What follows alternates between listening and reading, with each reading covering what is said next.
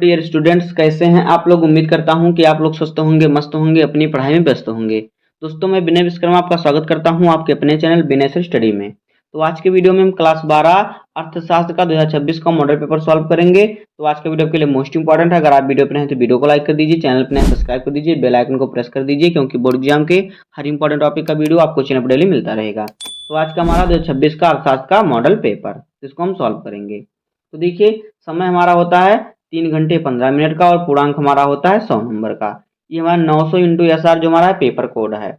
अब देखिए, हमें निर्देश में कुछ दिया है। देखिए क्या दिया हुआ है, कह रहा है कि प्रारंभ के 15 मिनट परीक्षार्थियों को प्रश्न पत्र पढ़ने के लिए निर्धारित हैं। यानी कि जो शुरुआत का 15 मिनट मिलता है उसमें आपको प्रश्न पत्र पढ़ना होता है। दूसरा, सभी प्रश्न अनिवार्य हैं। तीसरा है, प्रश्न संख्या 1 से 10 तक बहुविकल्पीय प्रश्न है, जिनका केवल सही उत्तर अपनी उत्तर पुस्तिका में लिखना है। उसके बाद है प्रश्न संख्या 11 से 18 तक अति लघु उत्तरीय प्रश्न है, जिनका उत्तर प्रत्येक लगभग 50 शब्दों में देना है। और प्रश्न संख्या 19 से 24 तक लघु उत्तरीय प्रश्न है, जिनका उत्तर प्रत्येक 150 शब्दों में, तथा प्रश्न संख्या 25 से 27 तक विस्तृत उत्तरीय प्रश्न है, जिनका उत्तर प्रत्येक का 300 शब्दों में देना है। आगे है, प्रत्येक प्रश्न के निर्धारित अंक उनके सम्मुख दिए गए हैं। अब देखिए हमारा आ गया बहुविकल्पीय प्रश्न। तो बहुविकल्पीय प्रश्न में देखिए प्रश्न संख्या 1 हमारा क्या कह रहा है, यहाँ पे देखिए प्रश्न संख्या 1 हमारा है, कह रहा है कि निम्नलिखित में कौन सा व्यष्टि अर्थशास्त्र का विषय नहीं है। तो पहला ऑप्शन ए है उपभोक्ता का व्यवहार, बी ऑप्शन है उत्पादक का व्यवहार, सी ऑप्शन है राष्ट्रीय आय, और डी ऑप्शन है कीमत निर्धारण। तो देखिए इसका सही ऑप्शन हो जाएगा राष्ट्रीय आय। तो यहाँ पे ऑप्शन नंबर हमारा सी सही हो जाएगा। उसके बाद देखिए दूसरा क्वेश्चन है कि उपभोक्ता की आय में वृद्धि होने के साथ साथ निकृष्ट वस्तुओं की मांग में क्या होती है। ए ऑप्शन है वृद्धि होती है, बी ऑप्शन है गिरावट होती है, सी ऑप्शन है स्थिर रहती है, और डी ऑप्शन है अज्ञात रहती है। तो देखिए उपभोक्ता की आय में वृद्धि होने के साथ साथ निकृष्ट वस्तुओं की क्या होती है, मांग में गिरावट होती है। तो यहाँ पे ऑप्शन नंबर बी सही हो जाएगा।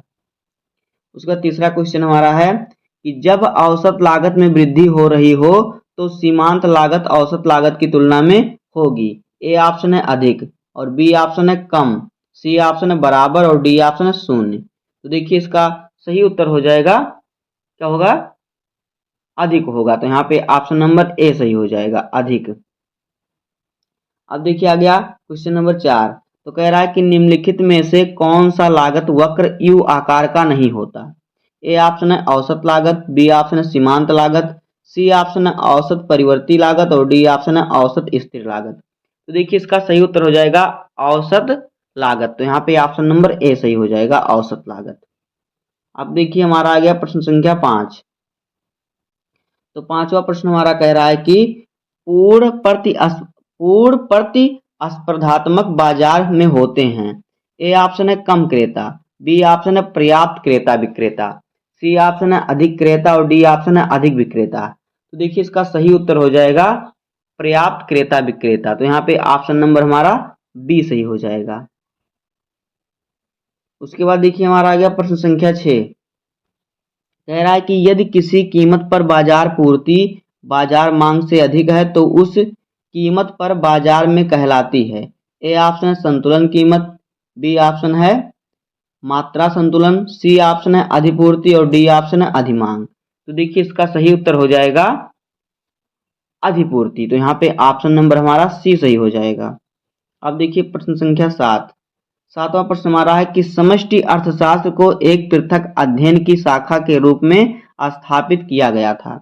ए ऑप्शन है जे एम क्वींस द्वारा, बी ऑप्शन है पीगू द्वारा, सी ऑप्शन है वालरस द्वारा, और डी ऑप्शन है पैरेटो द्वारा। तो देखिए इसका सही उत्तर जो हो जाएगा, ये हो जाएगा जे एम क्वींस के द्वारा। तो यहाँ पे ऑप्शन नंबर ए सही हो जाएगा। उसके बाद 8वां क्वेश्चन है कि सकल निवेश बराबर होता है। ए ऑप्शन है शुद्ध निवेश माइनस मूल्यह्रास, बी ऑप्शन है शुद्ध निवेश इंटू मूल्यह्रास, सी ऑप्शन है शुद्ध निवेश प्लस मूल्यह्रास, और डी ऑप्शन है शुद्ध निवेश माइनस भागे मूल्यह्रास, यानी अनुपाते मूल्यह्रास कह सकते हैं। तो देखिए इसका सही उत्तर हो जाएगा शुद्ध निवेश प्लस मूल्यह्रास होता है। तो यहाँ पे ऑप्शन नंबर हमारा सी सही हो जाएगा। अब देखिए 9 नंबर क्वेश्चन है, कह रहा है कि निम्नलिखित में से कौन सा व्यापारिक बैंक का कार्य है।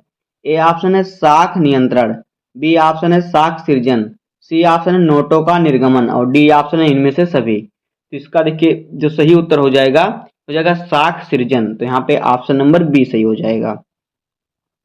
अगला क्वेश्चन है कि प्रभावी मांग की संकल्पना किसने दी।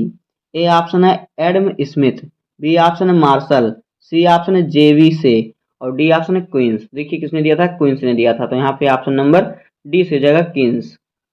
अब देखिए हमारा आ गया अति लघुत्तरीय प्रश्न। तो अति लघुत्तरीय प्रश्न में प्रश्न संख्या 11 हमारा है। कह रहा है कि सेटेरिस पारिबस का शाब्दिक अर्थ क्या है। देखिए उत्तर, सेटेरिस पारिबस का शाब्दिक अर्थ है यदि अन्य बातें समान रहें, प्रायः किसी भी सैद्धांतिक अभ्यास के प्ररूपी रूढ़ीकरण को सेटेरिस पारिबस की मान्यता कहते हैं। उसके बाद देखिए हमारा 12 नंबर क्वेश्चन है कि बजट संबंधी घोषणा पत्र से आप क्या समझते हैं। तो उत्तर देखिए, भारतीय संविधान की धारा 112 के अनुसार हर वित्तीय वर्ष यानी 1 अप्रैल से 31 मार्च के लिए अनुमानित प्राप्तियों तथा खर्चों का ब्यौरा संसद में पेश करना सरकार का संवैधानिक कर्तव्य है। यह वार्षिक वित्तीय ब्यौरा ही सरकार का मुख्य बजट संबंधी घोषणा पत्र होता है। यद्यपि इसका संबंध एक ही वित्तीय वर्ष के लिए होता है, लेकिन इसका प्रभाव आने वाले काफी वर्षों तक रहता है। अगला क्वेश्चन है कि अवमूल्यन और पुनर्मूल्यन किसे कहते हैं। तो उत्तर देखिए, स्थिर विनिमय दर प्रणाली के अंतर्गत जब किसी सरकारी कार्यवाही द्वारा विनिमय दर बढ़ती है तो इसे अवमूल्यन कहते हैं। जब स्थिर विनिमय दर प्रणाली के अंतर्गत सरकार विनिमय दर को घटा देती है तब मुद्रा पुनर्मूल्यांकन होती है। क्या होता है, पुनर्मूल्यन होती है। देखिए स्थिर विनिमय दर की प्रणाली के अंतर्गत क्या होता है, जब किसी सरकारी कार्यवाही द्वारा विनिमय दर बढ़ती है तो उसे अवमूल्यन कहते हैं, लेकिन जब प्रणाली सरकार विनिमय दर द्वारा घटा दी जाती है तो उसे क्या कहते हैं, उसे कहते हैं मुद्रा पुनर्मूल्यन। अब देखिए प्रश्न संख्या 14 क्या है। कह रहा है कि यदि एक उपभोक्ता के अधिमान एक दिष्ट हैं तो क्या वह बंडल 10(8) और बंडल 8(6) के बीच तटस्थ हो सकता है। तो देखिए नहीं, इसका उत्तर होगा नहीं। उपभोक्ता दिए हुए बंडलों के बीच तटस्थ नहीं हो सकता, क्योंकि एक दिष्ट अधिमान की स्थिति में वस्तु 1 की मात्रा में तभी वृद्धि होगी जब वस्तु 2 की मात्रा में कमी होती है। केवल तभी उपभोक्ता तटस्थता की स्थिति में हो सकता है। अब देखिए 15 नंबर क्वेश्चन हमारा है कि किसी फर्म का आगम क्या है। तो इसका उत्तर देखिए, किसी कंपनी द्वारा प्राप्त आय उसके व्यवसाय से जो माल बेचने और सेवाओं के बदले उसे प्राप्त होती है उसे फर्म का आगम कहते हैं। उसके बाद हमारा 16 नंबर क्वेश्चन है। कह रहा है कि आपूर्ण प्रतियोगिता की कोई 3 विशेषताएं लिखिए। तो उत्तर देखिए, आपूर्ण प्रतियोगिता की 3 विशेषताएं निम्नलिखित है। नंबर 1, इसमें क्रेताओं विक्रेताओं एवं फर्मों की संख्या पूर्ण प्रतियोगिता की अपेक्षा कम होती है। दूसरा है, इसमें क्रेताओं और विक्रेताओं को बाजार की स्थिति का पूर्ण ज्ञान नहीं होता, परिणाम स्वरूप बाजार में कीमतें भिन्न होती हैं। तीसरा है, इनमें वस्तु विभेद होता है तथा प्रत्येक फर्म अपनी वस्तुओं की बाजार मांग में अलग अलग पहचान बनाने का प्रयत्न करती है। अब देखिए हमारा 17 नंबर क्वेश्चन है। कह रहा है कि समर्थन कीमत से क्या अभिप्राय है। तो उत्तर देखिए, समर्थन कीमत सरकार द्वारा उत्पादन की खरीद के लिए किसानों को प्रदान की जाने वाली सुनिश्चित न्यूनतम कीमत होती है। प्रायः यह संतुलन कीमत के ऊपर होती है। यह कीमत किसानों को उनकी आय को विनियमित करने के लिए प्रदान की जाती है। 18 नंबर क्वेश्चन देखिए हमारा क्या है। कह रहा है कि समष्टि अर्थशास्त्र के 2 घटक बताइए। तो देखिए उत्तर, समष्टि अर्थशास्त्र के 2 घटक निम्नलिखित हैं। नंबर 1, उत्पादन और रोजगार के संतुलन स्तर से संबंधित सिद्धांत। दूसरा है, अर्थव्यवस्था में कीमत व्यवहार, मुद्रास्फीति और अस्फीति से संबंधित सिद्धांत। अब देखिए हमारा आ गया लघु उत्तरीय प्रश्न। तो लघु उत्तरीय प्रश्न, हर प्रश्न आपका 6 नंबर का है। तो यहाँ पे आपको 6 प्रश्न दिए हैं, यहाँ से आपको मिलेंगे 36 नंबर। लघु उत्तरीय प्रश्न आपका 36 नंबर का होगा। तो देखिए प्रश्न संख्या यहाँ पे आपको 19 क्या कह रहा है।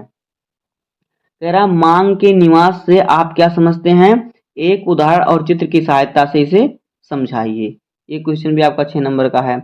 उसके बाद है 20 नंबर क्वेश्चन कि पैमाने के प्रतिफल से आप क्या समझते हैं। ये भी 6 नंबर का। इन सभी क्वेश्चनों को आपको तैयार करना होगा।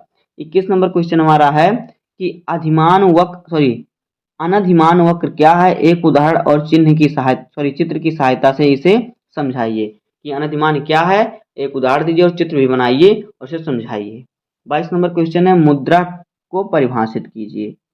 सभी क्वेश्चन हमारे 6-6 नंबर के हैं। उसके बाद 23 नंबर क्वेश्चन है कि उपभोग प्रवृत्ति से आय आप क्या समझते हैं। उपभोग प्रवृत्ति से आप क्या समझते हैं, एक उदाहरण और चित्र की सहायता से इसे समझाइए। और 24 नंबर क्वेश्चन है कि भुगतान संतुलन और व्यापार संतुलन से आप में क्या अंतर है, समझाइए। ये क्वेश्चन भी 6 नंबर का है। अब हमारा आ गया विस्तृत उत्तरीय प्रश्न। तो यहाँ पे प्रश्न संख्या 25 हमारा है, कह रहा है कि एक उपभोक्ता का संतुलन उस बिंदु पर होता है जिस पर उसकी बजट रेखा उच्चतम अनधिमान वक्र को स्पर्श करती है। आरेखों की सहायता से समझाइए। यह क्वेश्चन आपका 10 नंबर का है। अथवा करके दिया है मांग की लोच से आप क्या समझते हैं, मांग की लोच को मापने की किसी एक विधि को समझाइए। तो इन दोनों क्वेश्चनों में से आपको एक ही क्वेश्चन सॉल्व करना होगा, जहां से मिलेंगे आपको 10 नंबर। अब हमारा है 26 नंबर क्वेश्चन कि राष्ट्रीय आय को परिभाषित कीजिए, राष्ट्रीय आय की गणना करने की किसी एक विधि को विस्तार से समझाइए। अथवा करके दिया है क्वींस के पूर्ण रोजगार सिद्धांत को विस्तार से समझाइए। तो इन दोनों क्वेश्चन में से भी आपको एक ही क्वेश्चन सॉल्व करना होगा, यहाँ से मिलेंगे आपको 10 नंबर। अब देखिए 27 नंबर क्वेश्चन हमारा है, कह रहा है कि अल्पकालीन पूर्ण प्रतियोगी बाजार में फर्म के संतुलन की विभिन्न दशाओं की व्याख्या कीजिए। यह क्वेश्चन भी हमारा 10 नंबर का है। अथवा करके दिया है कि उत्पादन लागत का अर्थ लिखिए, चित्र की सहायता से औसत लागत तथा सीमांत लागत को समझाइए।